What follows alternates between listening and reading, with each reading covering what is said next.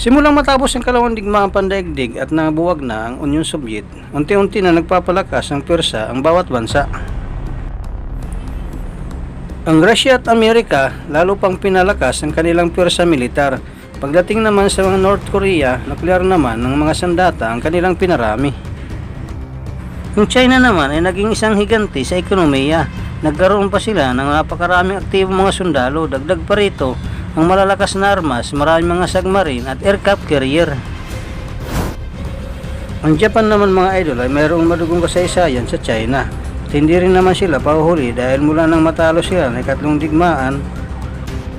Sa kauna-unahang pagkakataon, ngayon nga lang sila magkakaroon uli ng aircraft carrier. Sa Artikulo 9 ng Japan Constitution, pagkatapos ng ikalawang digmaan, pandaigdig mga idol ay pinagbawalan na ang Hapon na magkaroon ng offensive army. Bagamat noong 1950s ay nagkaroon sila muli ng pag-aarmas, ngunit ginawa nila ito bilang pagtatanggol sa kanilang bansa laban sa tinatawag nila na extension abrasion. Walang offensive na pwersa ang Japan mga idol, ngunit mayroon silang tinatawag na self-defense forces na kung saan binubuo ito ng pwersang dagat, pwersang kalupaan at pwersang panhimpapawid. Bilang isang umuunlad na bansa, ang Japan noong November 23, 2009 ay nagpahayag ang Japan Ministry of Defense ay bubuo sila ng dalawang helicopter carrier destroyer na may katulad ng disenyo ng isang aircraft carrier. Ang special classification ng barkong gagawin ng Japan ay isa lamang helicopter carrier destroyer, kaya pinayagan at tinanggap ito ng United States Naval Institute. Ang pinakalayunin ng mga Hapon sa paggawa ng ganitong klaseng barkong pagdigma upang makabuo ng isang anti-submarine warfare at maaaring gamitin sa mga disaster at relief operation. Ngunit pagsapit ng 2010, nagkaroon ng ulat na magamat walang scout jump o katapot ang gagawing barko, ilan sa mga tampok na disenyo nito ay maaaring magamit para sa mga fixed-wing aircraft tulad ng halimbawa sa F-35 Lightning II. Noong September 2011, simulang gawin ang unang helicopter carrier destroyer na may pangalan na Izumo. Ginawa ito ng IHI Corporation sa paggawa ng barko sa Yokohama na kung saan 113.9 billion yen o katumbas na 1.5 billion dollar ang pundong inilaan dito. Sa kaparehong taon, aprobahan ulit ang hinihingi na budget ng Ministry of Defense para naman sa isa pang helicopter carrier destroyer na Kaga. At pagsapit ng Oktubre 2012, ginawa uli ito ng IHI Corporation. Noong ika-6 ng Agosto taon 2013, inulunsad ang Izumo sa daungan ng Yokosuka, Kanagawa. Kinomisyon ito noong March 25, 2015, samantala pagsapit naman ng Agosto 27, 2015, inulunsad naman ang Kaga sa daungan ng Kore, Hiroshima. At kinomisyon naman noong March 22, 2017. Ang dalawang barko mga idol ay mayroon total displacement na 27,000 tons at 814 feet naman ang kanyang haba. Ang lapad naman nito ay maabot na 125 feet, samantala 77 feet ang taas. Ang bilis nito ay maabot ng 56 km bawat oras. Ang naturang mga barko, mayroon itong electronics warfare, anti-torpedo mobile decoy.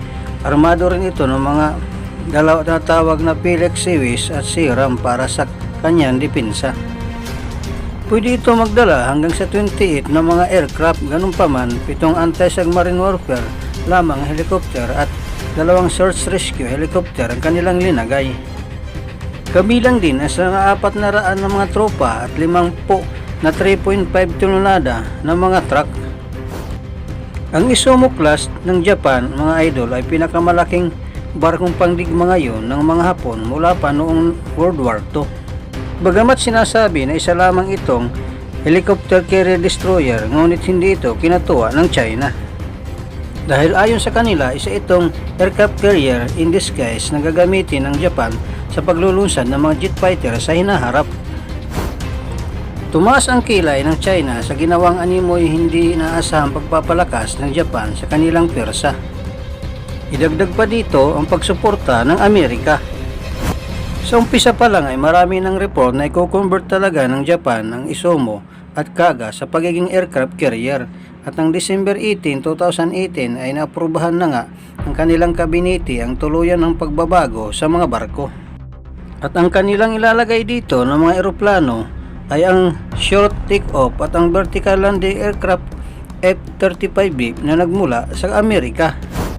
Sa turang pagbabagong mga idol, gagawin mas matibay pa ang kurbarta ng mga barko upang masuportahan ang kargadang bigat na isasakay dito ng mga F-35B. Pati na rin ang init at pwersa mula sa pag-vertical landing ng mga ito. Noong December 2019 ay aprubahan na ng Ministry of Defense ang budget para sa bibilhin F-35B sa Amerika. Agad na umorder ang Japan ng 4 na po, 2 sa mga ito. Hindi pipitsugin mga idol itong mga 35B na binili ng Hapon. Kinikilala lang naman ito na mga eroplanong pandigmang ito bilang isa sa mga pinaka-advanced na pinakamalupit na stealth jet fighter sa buong mundo. Noong 2020, sinimula ng proseso ng conversion sa ISOMO kasama na sa initial identification sa pagpapalakas ng heat resistant ng kurberta dito. Pag-install ng power supply equipment para paganahin ang departure arrival ng aircraft 35B. Maliban dyan mga idol, magkakaroon ito ng pangalawang revolution na gagawin sa darating 2024. Kinabibilangan ito ng pagbago ng hugis ng buo ng barko para sa ligtas na operasyon ng F-35B at pagpamanatili ng panloob ng compartment. Noon naman March 2022, sinimulan ng unang pagbabago ng Kaga na sinagawa sa paggawa ng barko ng Hiroshima Prefecture. Ang pagbabago na ito mga idol ay inaasahan na tatagal hanggang 14 na buwan. Ang pangalawa ng mga idol na pagbabago ng panloob ng barko ay inaasahan na magsisimula sa March 2027. Noong October 3, 2021, dalawang US Marine Corps F-35B ang nagsagawa ng unang vertical landing at horizontal take-off sa ISOMO. Ang kaganapan ng iyong mga idol ang kauna-unahang pag-ooperate ng isang fixed-wing aircraft mula sa Japanese carrier matapos ang 75 mga taon.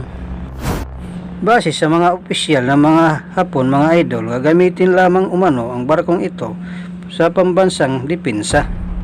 Circular na sa anti-submarine warfare, border area surveillance mission at bukod pa rito mga idol, giniit din nila na palalakasin ang kakayahan ng Japan na maghatid ng mga tauhan at mga supply bilang tugon sa malalaking mga sakuna.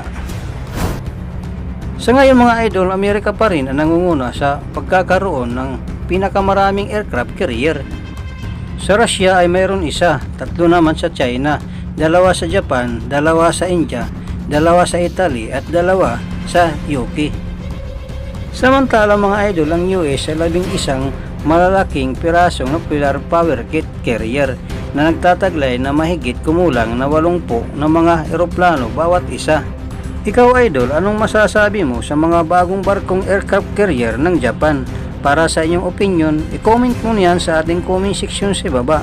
At kung nagustuhan mo naman ang video ito, paiwan naman ako ng like at pasubscribe na rin sa ating munting channel. Maraming salamat po sa inyong panonood. Saan man kayo naroon lang, mag-ingat. God bless. Bye bye.